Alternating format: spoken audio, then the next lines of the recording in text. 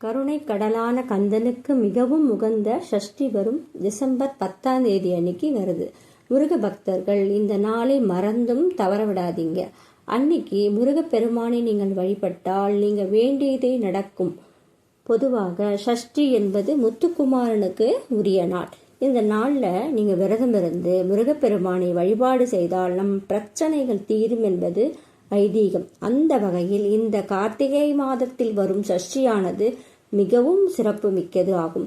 சஷ்டி அன்று முருகனை நினைத்து வழிபட்டால் கார்த்திகை விரதம் இருந்த பலன் உங்களுக்கு கிடைக்கும்.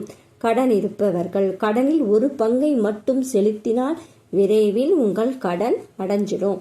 குழந்தை இல்லாதவங்க, வேலை இல்லாதவங்க, திருமணமாகாதவங்க ஓம் சரவண பவா அப்படின்னு 28 முறை ஒரு வெள்ளை பேப்பரில் பச்சை கலர் பேனாவால் எழுதி பச்சை நூலில் கட்டி இதை மாலையாக முருகப்பெருமானுக்கு நீங்கள் அணிவித்தால் உங்களுக்கு ஒரு நல்ல செய்தி கண்டிப்பாக வரும்.